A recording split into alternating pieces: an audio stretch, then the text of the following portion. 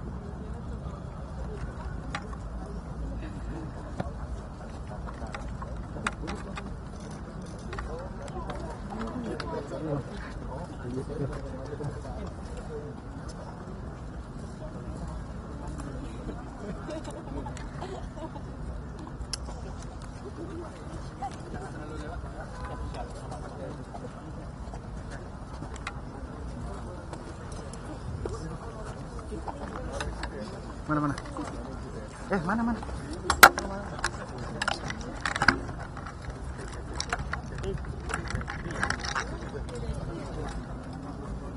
Go.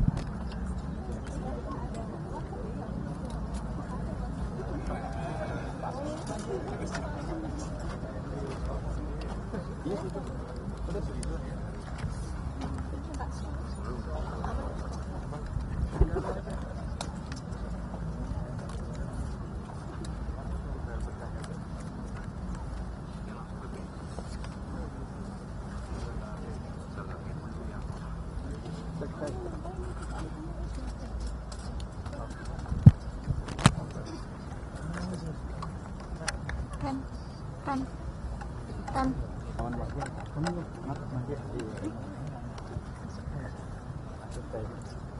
Udah di nomor dari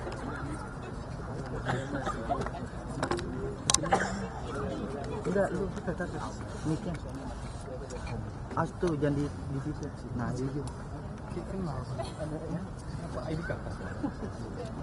Islanji. Wah, Islanji. Bapak ini.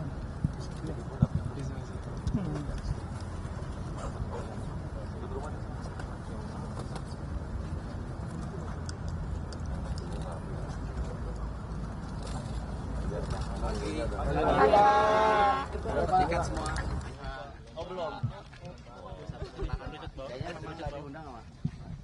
Ya media nggak ada yang diundang apa? Diundang udah siapkan tiket. Belum dapat tiket. Mana Pak Ketua PSSI? Bukan media olahraga kali. Kalau media coupling lain nggak diundang.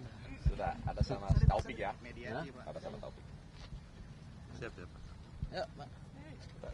Pak, gimana melihat perbaikan rumput GBK menjelang laga besok, Pak? Ya alhamdulillah kan memang saya sama Pak Dirut GBK punya komitmen sama-sama bahwa kita harus terus mengeratkan yang namanya jadwal-jadwal supaya jangan sampai juga negara kita tidak juga ada tentu konser atau hiburan lain-lain, tetapi prioritas daripada tim nasional sepak bola juga harus dijaga.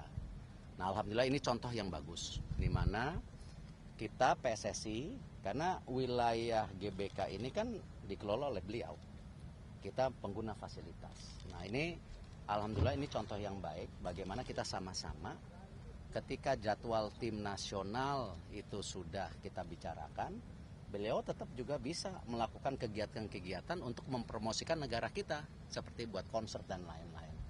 Sama tugasnya kita tim nasional menjaga performance tim nasional kita, juga mengangkat bendera merah putih untuk di seluruh dunia. Nah, kita bisa lihat hasilnya. Kalau sinkronisasi ini bisa terjadi, maka nanti apa? Tadi kondisi rumputnya bagus.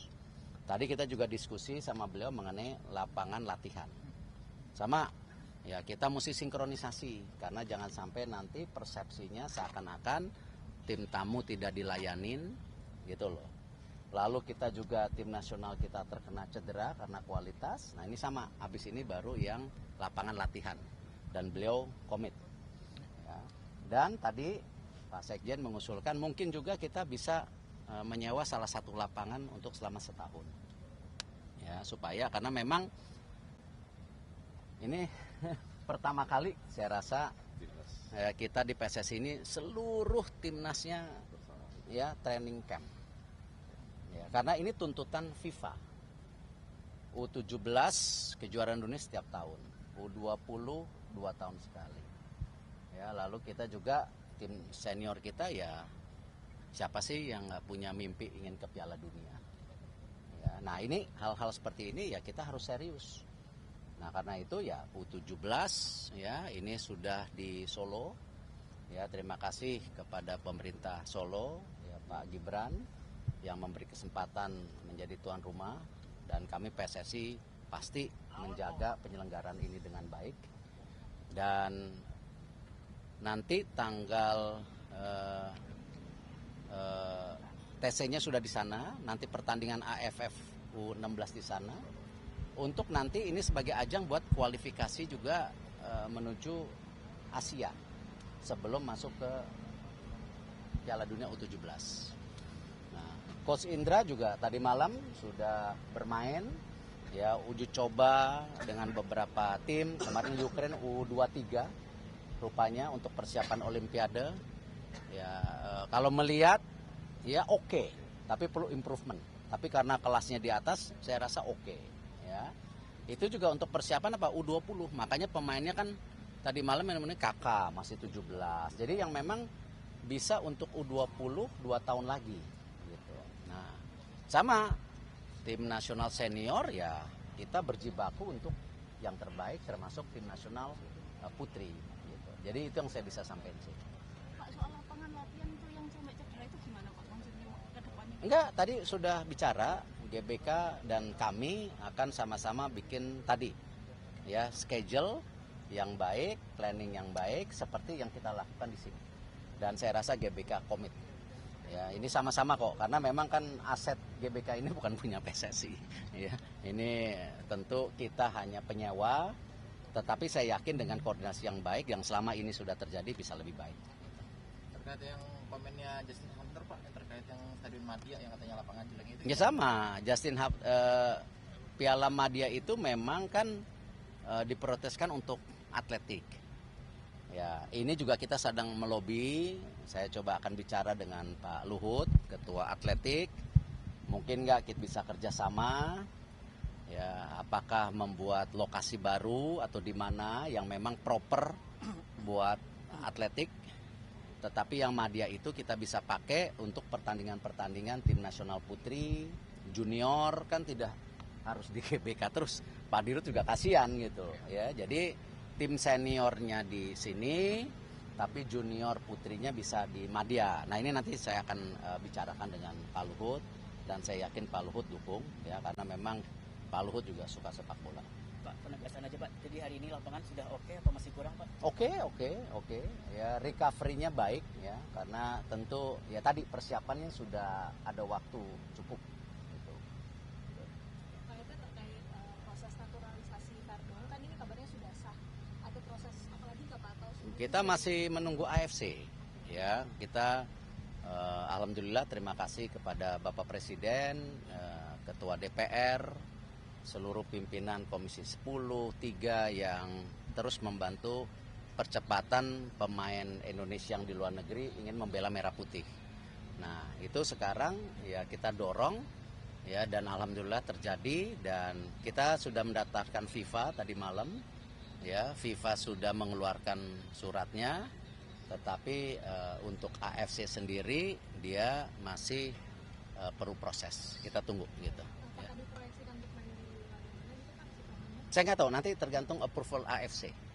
Ya, kalau FIFA-nya tadi malam udah keluar. Ya, Terus yang Martin Paes gimana Pak update-nya? ya Martin Paes kita harus melalui proses KAS, ya banding. Ya, dan karena itu ada dispute. Dia itu kan main di bulan November, nah di mana padahal jeda waktu dia bisa bermain ke negara lain tuh bulan Mei atau Juni, tapi sebenarnya pertandingan terakhir itu bulan Maret, ya. Tapi karena COVID diundur November, nah itu. Nah ini yang kita coba kembali appeal lah, kita coba gitu. Karena kalau dibilang merah putihnya, lihat aja sekarang di Major League Soccer bendera merah putih sering berkibar setiap Martin main gitu. Jadi ya, nah itulah yang saya lihat apresiasi bagaimana pemain-pemain Indonesia yang di luar negeri itu bangga ya menjadi bagian dari kita. Jay Indes lihat bagaimana setelah masuk Serie A dia bawa bendera merah putih. Kemarin di Venezia di jembatan dia kibarkan bendera merah putih. Tadi malam kalau kita ngeliat di Perancis, rupanya ada juga penonton Indonesia di sana. Ya, jadi hal-hal ini yang kembali sepak bola harus jadi pemersatu, jangan pemecah. Jadi terus terang siang ini saya sama Pak Sekjen dengan Pak Wakil Ketua Umum juga ada rapat serius mengenai transformasi liga. Nah ini sama, ya kalau PSSI dengan GBK masalah lapangan. PSSI dengan Liga, ini kan pengelolanya Liga, bukan PSSI sendirian. Jadi ya ini yang kita mau benar-benar Liga ini harus ditransformasi. Setelah PSSI bekerja keras untuk 1 tahun terakhir ini mentransformasi tim nasional dan berhasil, ya belum maksimal. Ya. Tetapi untuk Liga sekarang 1 tahun ke depan kita akan bongkar-bongkar, kita akan bersih-bersih. Ya, dan kita akan transformasi liganya ya bagaimana pengelola klub ya harus sama-sama PSSI bersatu untuk menjadi yang terbaik ya. Nggak mungkin sepak bola yang luar biasa begini masa liga di Asia Tenggara ranking 6 di bawah Filipina. Keterlaluan. Ya, Liga Asia kita ranking 28, keterlaluan. Gak ada yang salah. Tapi bukan saling menyalahkan. Makanya saya minta liga ini diperbaikin. Ya, PSSI punya hak ya. Pak Sekjen coba dijelaskan gimana kalau mengenai liga Pak Sekjen. Jangan sampai dibilang saya otoriter. LIB. Ya? Yang ini PT LIB kita panggil meeting dengan Pak Ketum dan kita akan benahi untuk kompetisinya. Ya. Baik, mengenai naturalisasi yang masukan bahwa harus 60% pemain nasional. Ya, kan opini itu syah, ya. Pak Putra Nababan saya kenal baik, dia juga tokoh nasional. Nah, itulah yang kita perbaikin sekarang kan nasionalisasi itu adalah pemain ya berdarah Indonesia. Nah, mungkin banyak teman-teman yang terpersepsikan seakan-akan nasionalisasi kita seperti yang lalu-lalu. Tidak salah. Ya, ada pemain U17 kita, U20 kita kemarin bapak ibunya dari mana ya, si Marcel? Dari Kalimantan Selatan, Tapi bapak ibunya kan orang Afrika. orang Afrika ya. Siapa namanya? Sudan. Sudan. Bapak ibunya Sudan, lahir di sini. Punya KTP, punya dia orang apa ya? Ya orang kita udah lahir di sini gimana, ya kan? Nah, jadi kita juga mesti membuka wacana bahwa olahraga ini makin global. Ya, tetapi kita punya strategi besar bahwa namanya naturalisasi adalah pemain berdarah Indonesia. Ya. Dan kepentingan tim nasional bukan klub. Dulu naturalisasi banyak kepentingan klub. Begitu dinaturalisasi, dipakai tim nasional, ogah-ogahan, gitu kan? Tetapi main di klub seger, ya, dan kualitasnya tidak standar tim nasional. Nah, ini nggak bisa, ya. Memang sepak bola ini rumit, perlu diperbaikin gitu. Masih terkait naturalisasi kan yang untuk pemain yang Grade A yang Jayden Osterwold pantau lagi di Bali, apa yang naturalisasi juga atau gimana? Saya nggak tahu. Liburan aja. Nggak komen kalau belum ada pembicaraan. Belum ada pembicaraan. Cukup ya. Pak Dirut, mungkin Pak Dirut komentar. Kali ini Pak, Kenapa? Elkan Bagot kan absen kali ini. Apakah ada kemungkinan dia dipanggil lagi Pak di FIFA match selanjutnya atau tidak? Kan saya sudah sampaikan bahwa kita mesti punya 150 pemain yang kelasnya sama. Yaitu 2x11 di tim senior kelasnya sama. Lalu 3x11 di U22, U23 kelasnya sama dan seterusnya. Artinya apa? Ya pemain-pemain tim nasional ya ketika dipanggil ya dia harus bangga. Kalau tidak ada kebanggaan jangan. Ya, saya tidak bicara 1-2 pemain sama. Ketika 11 pemain tim nasional juga misalnya tidak mau dipanggil ya nggak apa kita cari lagi. Gitu. Makanya tadi saya sampaikan training center U17, U20 jalan. Masa 280 juta kita nggak punya sih 150? Nah, kita jangan terjebak paradigma pemain bintang. Ya, saya percaya sepak bola itu bisa berhasil kalau bermain tim. Itu. Ini bukan permainan 1-2. Kan kemarin kan kadang-kadang juga, oh ini Pak Erik kritik pemain titik-titik pemain. Enggak. Karena saya percaya yang 11 di lapangan itu yang main bukan 1-2, nggak mungkin. Nah, ini yang saya mau prinsip bahwa tim nasional punya marwah yang besar. Ya, pemain-pemain yang dipanggil tim nasional juga harus mau punya marwah yang sama, ya. Yang ya visinya tidak sama, yang karakternya tidak sama, nggak apa-apa, nggak usah. Kita cari lagi yang lain. Banyak anak-anak Indonesia yang ingin jadi tim nasional kok. Gitu, ya. Pas target lawan Irak besok Pak. Target lawan Irak. Ya? Filipina. Iya, memang saya juga lagi ngenak badan. Makanya saya bilang mohon maaf kepada fans, supporter. Kalau tim nasional kita sekarang diperketat bukan tidak apresiasi kepada fans dan supporter. Karena memang ya tim nasional kita ini harus dijaga. Tadi kita ini belum punya 2x11. Artinya kalau ada yang sakit, cedera, kartu kuning seperti kemarin waktu kita main away di Vietnam, tipis timnya. Nah, itu yang kita harus jaga. Ya ini mohon maaf. Dan tentu target terakhir ya, target sama Irak ya, kita sama PSSI, tim nasional, pokoknya ini ada 2 game.